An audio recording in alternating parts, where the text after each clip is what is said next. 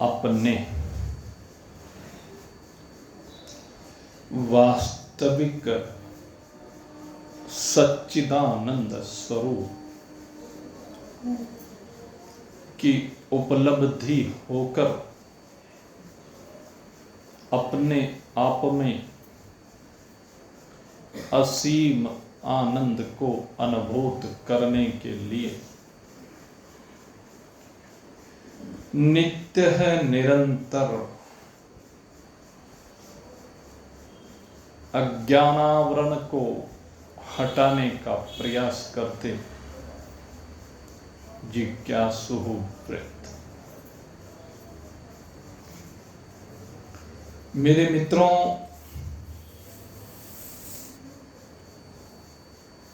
ईश्वर की असीम कृपा से इस बार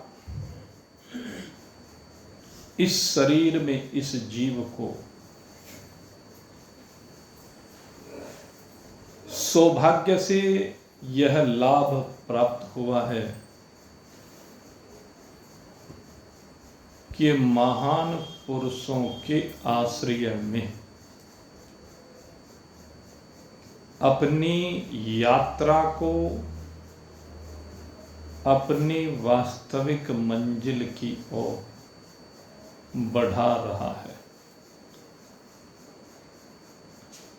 भगवान शंकराचार्य जी कहते हैं, मनुष्यत्वम मुमुक्षुत्वम महान पुरुष संश्रय। ये तीनों चीजें अत्यंत दुर्लभ हैं, लेकिन मैं विशेष रूप से आपके सौभाग्य की सराहना करता हूं कि ये तीनों ही चीजें ईश्वर ने आपको उपलब्ध कराई हैं, क्योंकि जब तक आपके हृदय में मनुष्यत्व का भाव जागृत नहीं होता है और आप इस शरीर के माध्यम से सेवा के लिए उद्यत नहीं होते हैं, तब तक आपके अंदर मुमुक्षुत्व पैदा नहीं हो सकता। और जब तक मुमुक्षुत्व पैदा नहीं होता है, तब तक आप किसी महान पुरुष की शरण में जाने के बारे में सोच भी नहीं सकते। तो ईश्वर ने तीनों चीजें आपको सुलभ करा दी, और तीनों के सुलभ होने के बाद अब आपको अपने स्वरूप की यात्रा ईश्वर की कृपा से महान पुरुषों के आश्रय में निरंतर आगे बढ़ाते रहना है। जैसे जैसे आपकी यात्रा आगे बढ़ती जाती है, मंजिल निकट आती चली जाती है। अंतःकरण का मल निवृत्त होकर के अंतःकरण का दर्पण बिल्कुल पवित्र हो जाता है, स्वच्छ हो जाता है, सुंदर हो जाता है। और उस स्वच्छ सुंदर पवित्र दर्पण में भगवान की भक्ति का प्रकटन होने से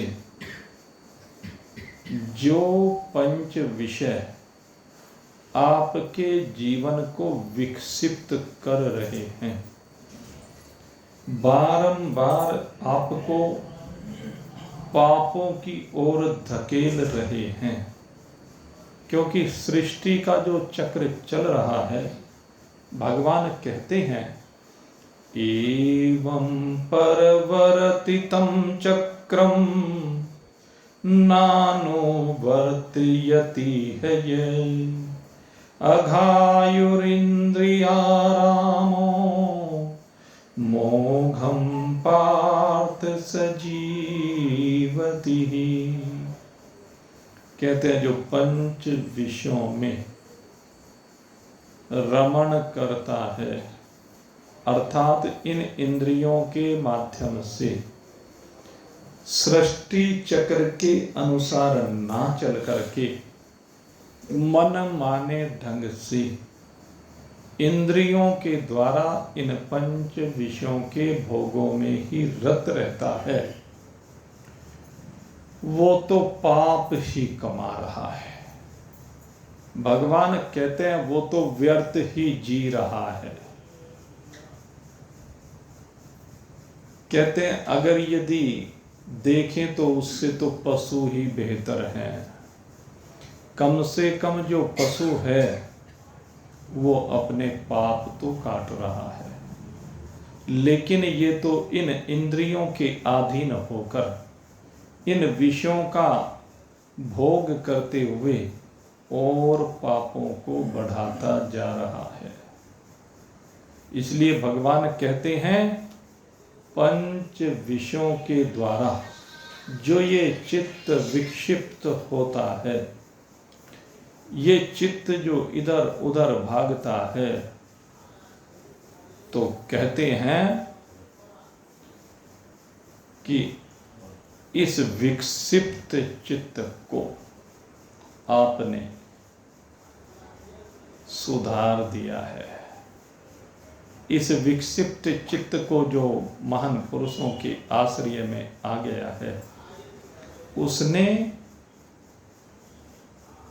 परमात्म चिंतन के द्वारा दिशा प्रदान कर दी है। कौन सी दिशा? कहते हैं जो दिशा आपको आपकी ओर लेकर के जाती है। अभी तक आप इस शरीर के माध्यम से अपनी ओर यात्रा ही नहीं कर रहे थे, आपकी यात्रा दूसरों की ओर हो रही थी। आपकी यात्रा कहाँ हो रही थी? संसार की ओर। संसार आपसे दूसरा है, संसार आपसे अलग है, संसार मिथ्या है, संसार क्षण भंगुर है, संसार अनित्य है, संसार विनाशी है, संसार रूप बदल बदल के प्रलोभित करता है।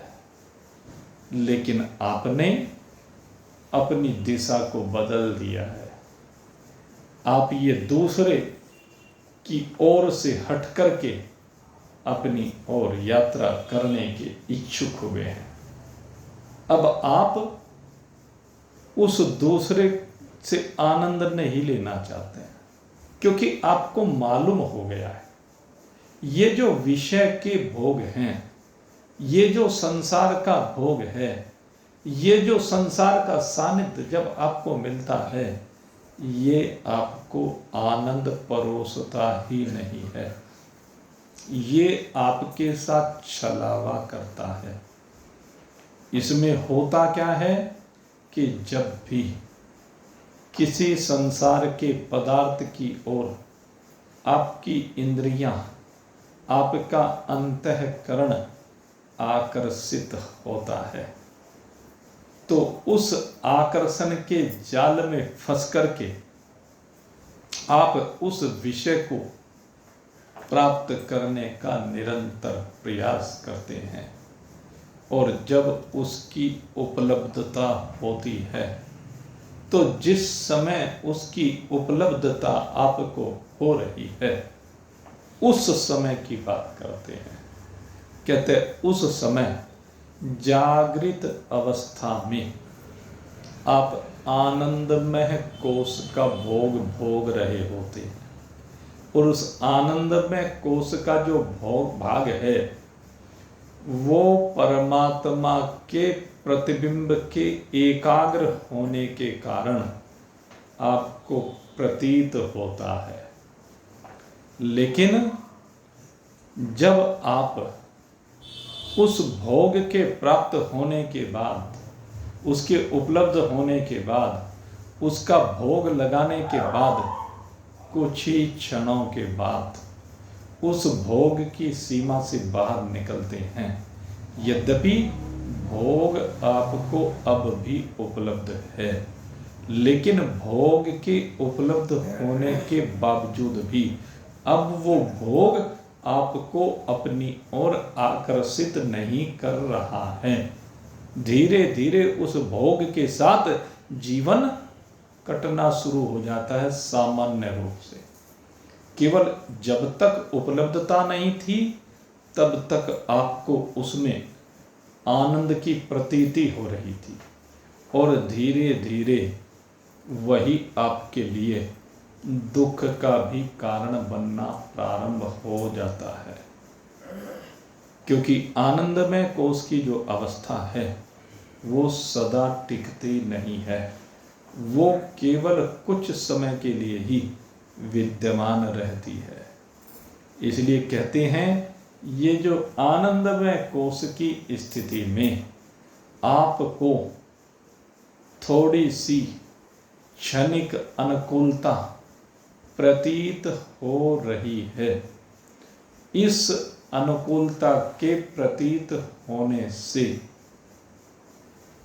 आपको लगा कि मुझे आनंद आ गया। अरे अगर आनंद आ गया होता तो कुछ ही क्षणों के बाद वो जाता क्यों? इससे सिद्ध होता है कि जो क्षणिक अनुकूलता तुझे प्राप्त हुई है वह तो बस निवृत्त हो जाने वाली है, और फिर दुख का कारण है, अनित्य है। और ये एहसास होते ही फिर से वही यात्रा। तो इस यात्रा की सीमा से अब जिज्ञासु को बाहर निकलना होता है। वो इन दूसरे पदार्थों के द्वारा जो प्रलोभित होकर के भोगों की कामना कर रहा था, अब धीरे धीरे सब भोगों के प्राप्त हो जाने के बाद उसे एहसास होने लगता है कि ये यात्रा दूसरे की ओर हो रही थी, ये यात्रा अनित्य की ओर हो रही थी, ये यात्रा विनाशियों की ओर हो रही थी।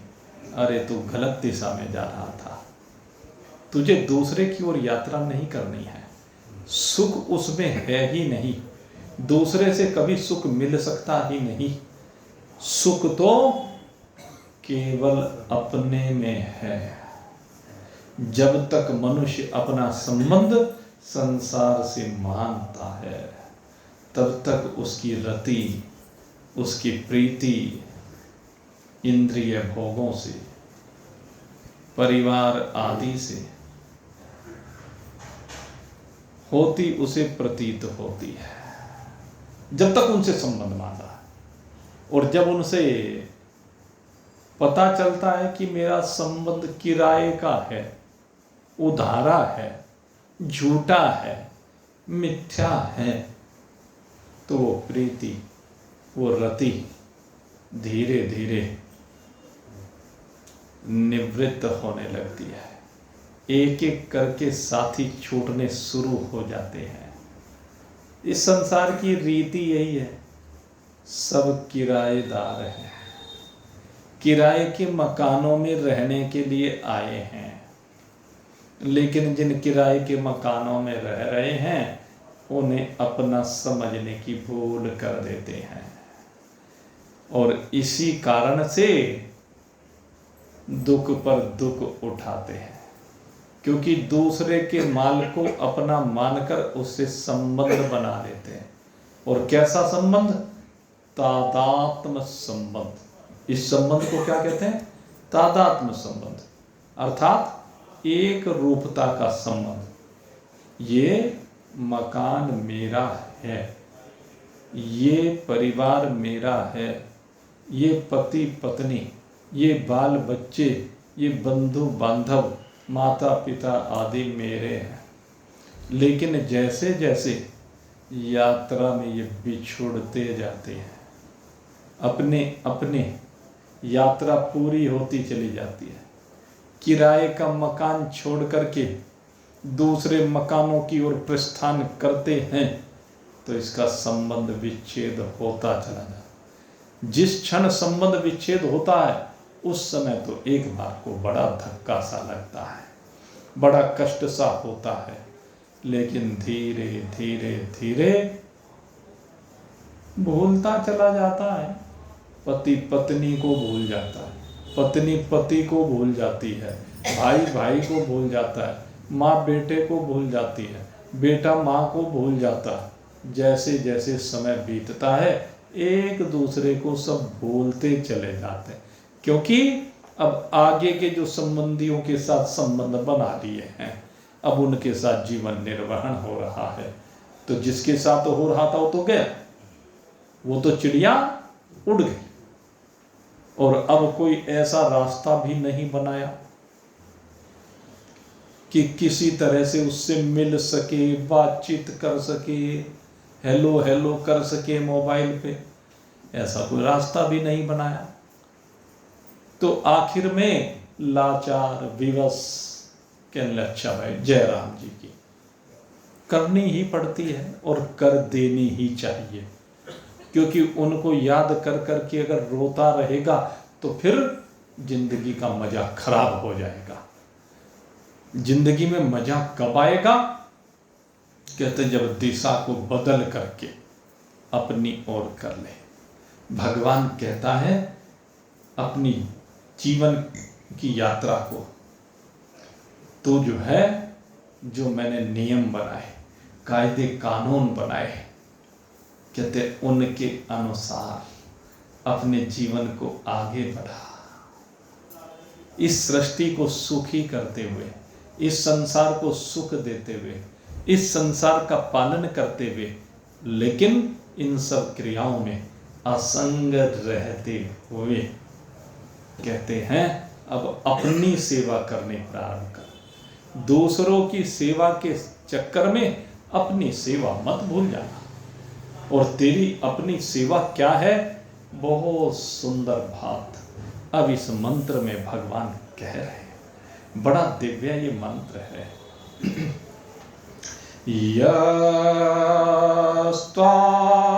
यस्त्वात्मरतिरे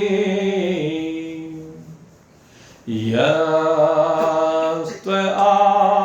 आत्मरतिरे श्यावा त्रिपतस्य मानवः आत्मतृप्तस्य मानवः आत्मन्येव च सन्तुष्टः तस्य कार्यं न विद्यते। यस्त्व आत्मरतिरेव। कितनी सुंदर बात कही। कहने लगे अब तक तेरी रति इस संसार में थी, संसार के संधियों में थी, और उस रति के कारण से तू मोह से संयुक्त था। लेकिन अब जब तू अपनी यात्रा दूसरी ओर लेकर चल रहा है, यात्रा की दिशा को बदल दिया है। अब तक तेरी यात्रा इधर से सीधे, कभी तिरछे, कभी इधर, कभी पूर्व, कभी पश्चिम, कभी उत्तर, कभी दक्षिण, कभी ईशान कोण में, कभी वायव्य कोण में, नैऋत्य कोण में, आग्नेय कोण में, नीचे ऊपर, न जाने कहां कहां तेरी गति थी, कहां कहां तो संबंध स्थापित कर रहा था। कहते हैं 360 डिग्री का जो एंगल होता है उसमें सारे में घूम रहा था, और इसको मल्टीप्लाई करता चला गया था। 360 से आगे 720, एक चक्कर लगाया तो 360 पूरा हुआ, दूसरा चक्कर लगाया तो 720 हो गया, फिर 360 से मल्टीप्लाई करता गया करता गया करता गया, पता नहीं कहां तक पहुंच गया। कहते अब उल्टा चलना शुरू हुआ, और ये जो एंगल था, ये जो हजारों लाखों डिग्री के एंगल तूने बना दिए थे, अब उन एंगल को छोटा करते करते करते अपनी गति को वापस लानी प्रारंभ की, संबंधों को कम करना प्रारंभ किया, संसार से मोह कम करना प्रारंभ किया, तो जितना जितना कम करता गया उतना उतना ये एंगल छोटा होता चला गया, और छोटा होते होते होते जब ये यात्रा अपने निकट आने लगी, तो निकट आते आते अब इसको अनुभव होने लगा कि आत्म तृप्तस्य मानव है। अब इसे अपने आप में तृप्ति का अनुभव होने लगा। अभी पूरी तरह से अपने में नहीं आया है, लेकिन ये तृप्त होने लगा, ये शांत होने लगा, ये अचल होने लगा, ये स्थिर होने लगा। क्यों? कहते हैं जितना ज़्यादा घूम रहा था, जितना ज़्यादा विचरण हो रहा था, जितनी ज़्यादा इस संसार में भागदौड़ कर रहा था, आपाधापी कर रहा था, मरना जीना कर रहा था, कहते हैं अब वो धीरे धीरे शांत होता जा रहा है। संसार की वास्तविकता समझ में आती जा रही है कि सारा संसार ना रहने वाला है, इसमें कुछ भी रहने वाला नहीं है।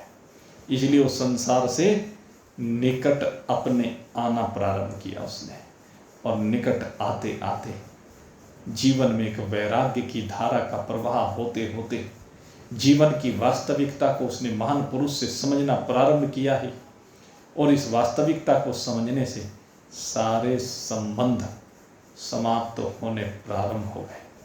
सारे संबंधों में असंगता के द्वारा उन संबंधों की छुट्टी होनी प्रारंभ हो गई, वो संबंध निवृत्त होने प्रारंभ हो गए। और जब धीरे धीरे एंगल और घटता गया और घटता गया, और घटते घटते घटते ये 0 डिग्री पर एंगल आ गया। एंगल कितना हो गया? 0 डिग्री। और 0 डिग्री कोई एंगल नहीं होता। 0 डिग्री एक अपना सेंटर है। 0 डिग्री अपना वो केंद्र है जिसमें ये आकर के विराजमान होता है। और जब ये 0 डिग्री में विराजमान होता है, जब इसका कोई संसार नहीं होता, कोई मकान नहीं होता, कोई व्यापार नहीं होता, कोई माँ बेटा नहीं होता, कोई पति पत्नी नहीं होता, कोई बंधु बांधव नहीं होता, होता है तो केवल एक ये स्वयं परमात्मा होता है। आत्म तृप्तश्च मानव है, ये अपने आप में संतुष्ट होता है, अपने आप में रतिवान होता है। जो संसार की रति है वो विनिष्ट होने वाली रति है, लेकिन अपने में जो रति है, अपने में उस रति से जो आनंद आता है, उसमें जो संतुष्टि है, उसमें जो तृप्ति है, कहते हैं वाह, क्या कहना उसका। प्रीति भी है, संतुष्टि भी है, तृप्ति भी है, क्योंकि वास्तव में यही हमारा स्वरूप है, यही हमारी वास्तविकता है। और इसी वास्तविकता में हम जी रहे हैं। अब ये पंचभूतात्मकता नहीं, पंचभूतों का खेल नहीं, पंचभूतों का विकार नहीं, पंचभूतों के विषय नहीं। ये शब्द, ये स्पर्श, ये रूप, ये रस, ये गंध अशब्द हो गया, अस्पर्श हो गया, अरूप हो गए। अब ये सब अगंधवत हो गए, अरस हो गए, निरस हो गए। अब इन सब की सीमा से बाहर निकल करके अब शब्द अगर है तो वो शब्द है अहम ब्रह्मास्मि। अगर कोई स्पर्श है तो वो अपने आप का स्पर्श है। अगर कोई रूप है तो अपना सतचित आनंद रूप है, मेरा सतचित आनंद रूप। कोई कोई जाने रहे, ये मेरा सतचित आनंद रूप है। और अगर यदि रस है कोई, तो वो रस कौन सा रस है? कहते अपने स्वरूप का आनंद, अपने स्वरूप के आनंद का रस, जिसमें सब कुछ रसमय हो गया, एक रसता आ गई है, वो रस है। और जिसमें केवल एक अपने स्वरूप की गंध है। अन्य सब गंध जहाँ पर जाकर लय को प्राप्त हो गई है। ऐसा है मेरा स्वरूप जहाँ पर ये पंचभूत और इनकी तन मात्राएं सब आते आते निवृत्त हो जाती हैं, सब हाथ जोड़ देती हैं, सब लय को प्राप्त हो जाती हैं। वहाँ पर पृथ्वी भी लय हो गई है, वहाँ पर जल भी लय हो गया है, वहाँ पर अग्नि भी लय हो गई है, वहाँ पर वायु भी लय हो गया, वहाँ पर आकाश भी लय हो गया। और इनके लय होने के साथ साथ इनसे बना हुआ जितना भी ये संसार का खेल है, जो भी कुछ प्रपंच है, ये सारे का सारा मेरे स्वरूप में लय को प्राप्त हो गया है। अब मैं अकेला अपनी प्रतिष्ठा में अपने आप में विराजमान होकर के अपने आप का ही आनंद ले रहा हूँ, और अपने आप का आनंद लेते हुए अपने आप का रसपान करते हुए अपने आप में पूर्ण तृप्त हो गया हूँ।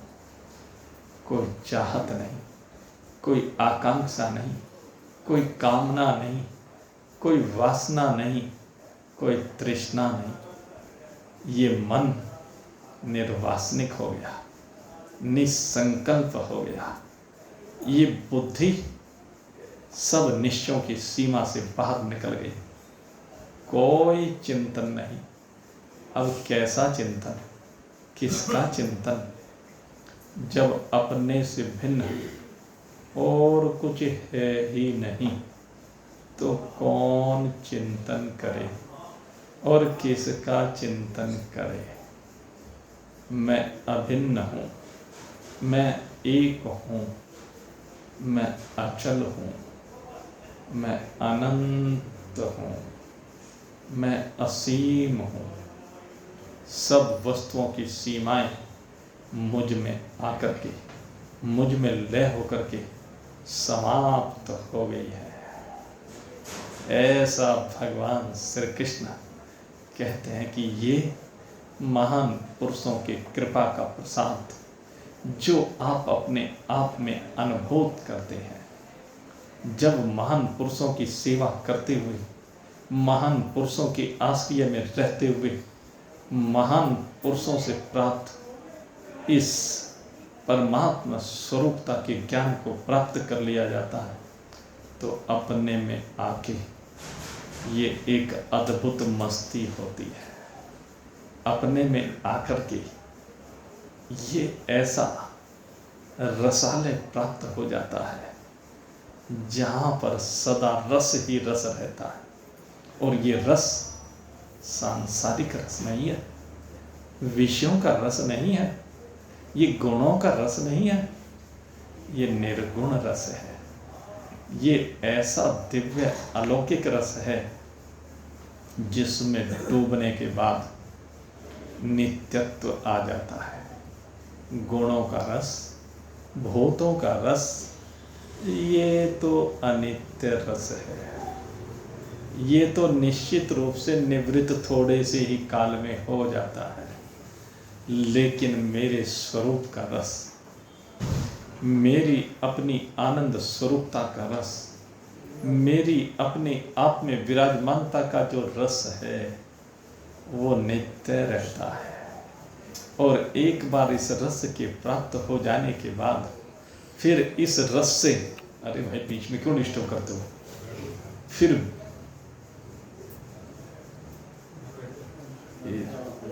बीच, अरे आराम से बैठा करो, सत्संग के बीच में ऐसा डिस्टर्ब नहीं करते, सारा मजा खराब कर दिया बीच में। ये अपने आप का, आराम से बैठो शांति से। ये अपने आप का रस, ये अपनी आनंद स्वरूपता का रस, ये अलौकिक रस है। इस अलौकिक रस में डूबने के बाद फिर भाई और कुछ नहीं रह जाता है, आपके अलावा और कुछ नहीं। इसलिए मेरे मित्रों, भगवान श्री कृष्ण कहते हैं आत्मन्येव संतुष्टः तस्य कार्यम न विद्यते। कहते हैं एक बार जो अपनी आत्मा में विराजमान हो जाता है, इस परमात्मा तत्व को जो प्राप्त कर लेता है, वो पूर्ण संतुष्ट हो जाता है। अब उसकी इच्छाएं, आकांक्षाएं, वासनाएं सब निवृत्त हो जाती है। अब उसे कुछ भी नहीं चाहता है और अब उसका कोई काम नहीं है। तस्यः कार्यम न विद्यते। कहते अब किसी कामना को लेकर, कौन सी कामना को लेकर के इस शरीर को दंड देता फिरे। यदा सर्वे प्रमुच्यन्ते कामा यस्य हृदि स्थिता तदा मृत्यु अमृतम भवति अत्र ब्रह्म समश्नुते। कहते हैं जब सारी कामनाएं निवृत्त हो गई, जब अपने आप में विराजमान होकर के ये अकाम हो गया, निष्काम हो गया, तो उस समय कहते हैं पूर्ण तृप्ति का अनुभव करता है, पूर्ण संतुष्टि है और अब इसके पास कोई अभाव नहीं है। क्योंकि जब तक भाव था तब तक अभाव था, क्योंकि जब तक संसार का भाव था तब तक संसार के पदार्थों का अभाव बना रहा, और जब संसार के पदार्थों का भाव समाप्त हो गया, जब संसार के पदार्थों से असंग हो गया, जब संसार के पदार्थों की सीमा से बाहर निकल गया, तो तब कहते हैं अब जब संसार नाम की चीज ही नहीं रही, अब जब संसार के संबंधी नाम की कोई वस्तु नहीं रही, कहते इन सब का अभाव हो जाने के बाद अब एक चीज का भाव हुआ है, और वो है अपनी सत्य स्वरूपता का भाव, वो है अपनी आनंद स्वरूपता का भाव, वो अपने आप का भाव है, वो अपनी उपलब्धि का भाव है, वो अपने परमात्मा का भाव है। अपनी परमात्मा स्वरूपता का जो ये भाव है, ये अनंत भाव, ये असीम भाव, ये भाव समस्त अभावों को समाप्त कर देता है। ये ऐसा भाव है, कहते इस भाव के होने पर सब अभावों की निवृत्ति हो जाती है, कोई फिर अभाव नहीं रहता। फिर तो रहता है तो केवल एक आनंद स्वरूप परमात्मा रहता है, जो परमात्मा हम सबकी वास्तविकता है, जिस परमात्मा के अतिरिक्त और कोई दूसरी वस्तु है ही नहीं। वो परमात्मा ही अपनी माया के द्वारा, अपनी इस प्रकृति रूपी त्रिगुणात्मक शक्ति के द्वारा अपने आप में ही अनेक रूपों में अपने आप से ही खेल रहा है। ये परमात्मा ही खेलने वाला है, ये परमात्मा ही खिलाड़ी है, ये परमात्मा ही वो वस्तु हैं जिनसे खेला जा रहा है। इस परमात्मा के अतिरिक्त और इस खेल में कुछ है ही नहीं।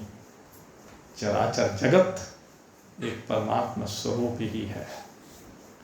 महाआकाश के अंतर्गत सारे आकाश आ जाते हैं, घटाकाश भी वही है, जलाकाश भी वही है, मेघाकाश भी वही है।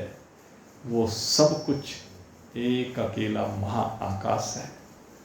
जिस प्रकार से एक ही वायु सबका प्राण है, जिस प्रकार से एक ही सूर्य सारे जगत को प्रकाशित कर रहा है, जिस प्रकार से एक ही चंद्रमा सबको अपनी चांदनी से तृप्त कर रहा है, शीतलता प्रदान कर रहा है, उसी प्रकार से एक ही परमात्मा हम सब में बैठ करके ये सारी रामलीला कर रहा है, ये सारा खेल खेल रहा है, सारा खेल खिला रहा है। इस खेल को समझने की आवश्यकता है, और इस खेल में अब आप जब समझ जाएंगे तो इस खेल को खेलते हुए सदा तृप्त रहेंगे।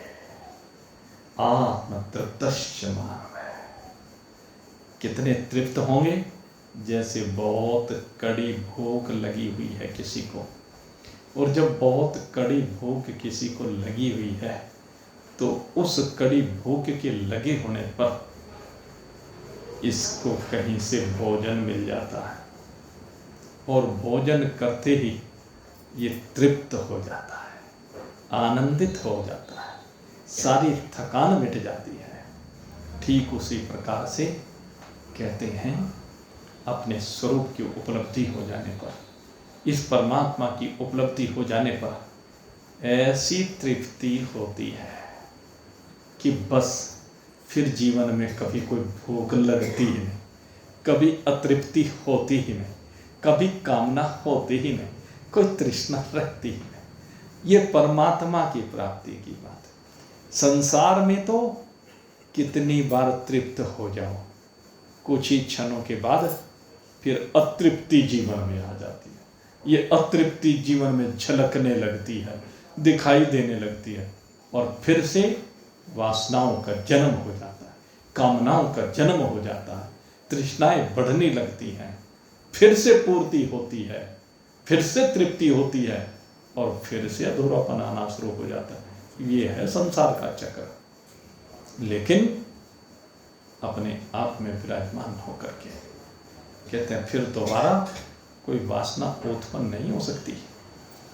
कहते हैं फिर किमिच्छन कस्य कामाय शरीरम मन संज्वरित, फिर कौन सी इच्छा को लेकर, कौन सी कामना को लेकर के ये शरीर को कष्ट देता फिरेगा।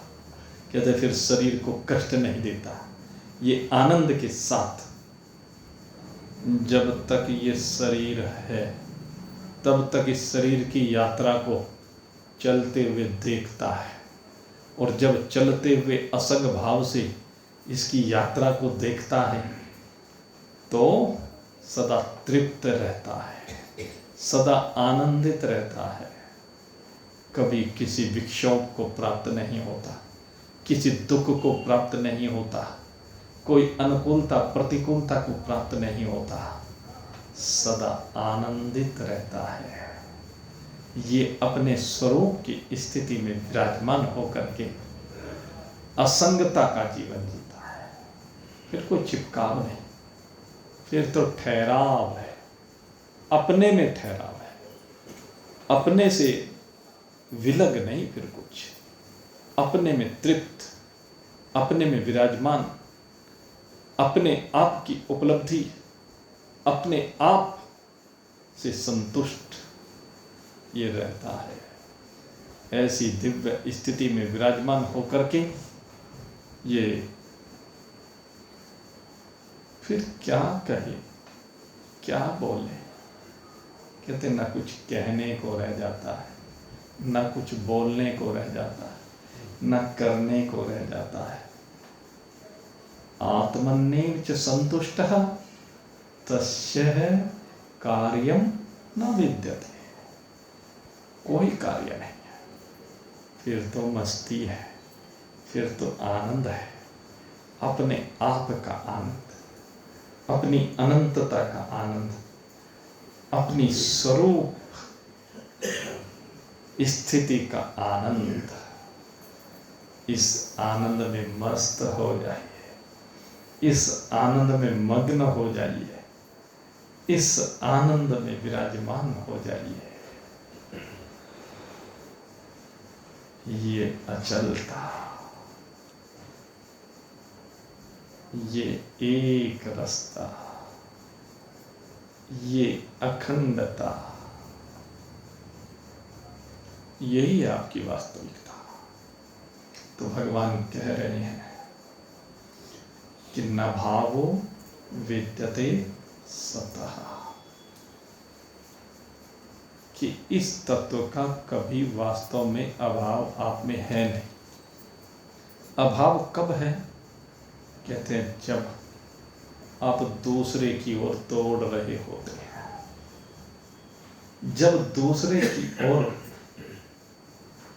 दौड़ते हैं तो आपको अपने में अभाव अनुभव होता है और इसी अभाव के कारण से आपके अंदर कामनाएं उत्पन्न होती हैं, कामनाओं के बीज बोए जाते हैं, कामनाओं के बोए हुए बीज अंकुरित होते हैं, फिर फलीभूत होने लगते हैं, पुष्पित पल्लवित होकर के, और वो फिर आपको प्रलोभित करके फंसाए रखते हैं, बांधे रखते हैं, जकड़े रखते, हथकड़ियां डाले रखते हैं।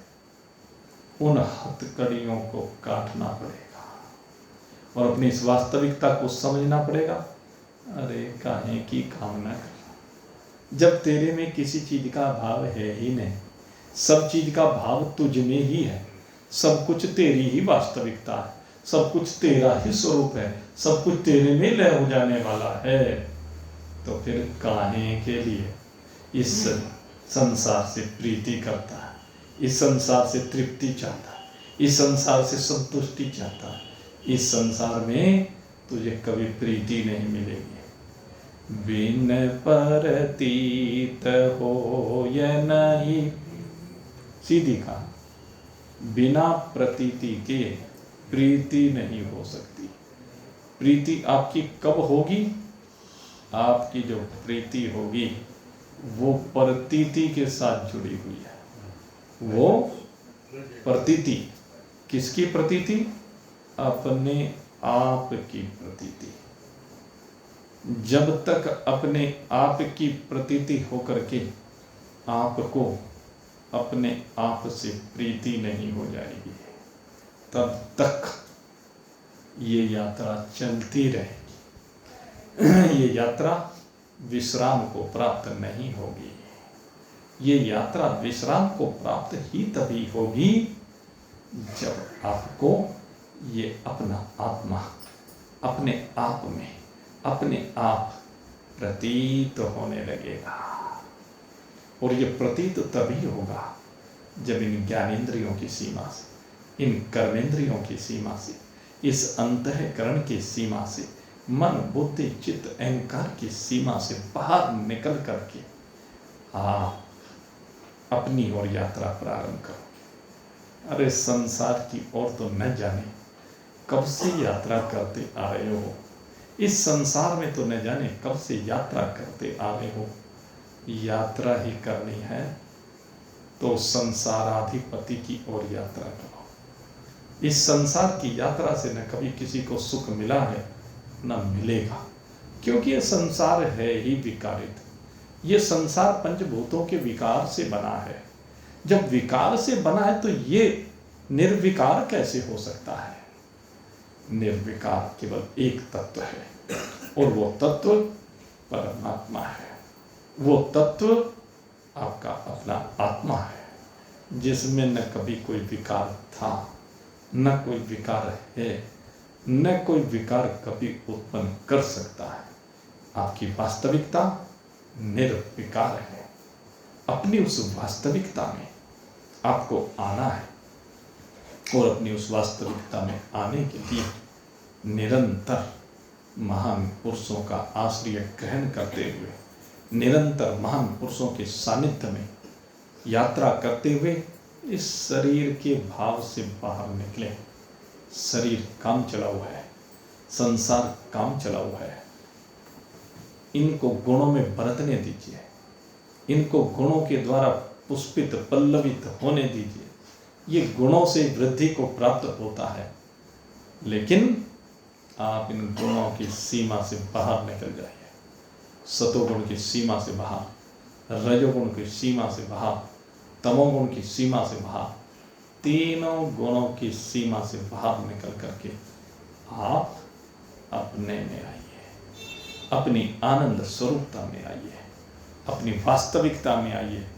और फिर देखो, जैसे ही आप अपनी वास्तविकता में आते हो, जैसे ही आपको अपने आप में परमात्मा तत्व की उपलब्धि होती है, अरे रोम रोम खिल उठेगा, रोम रोम आनंदित हो उठेगा, रोम रोम अनंतता की ओर बढ़ेगा।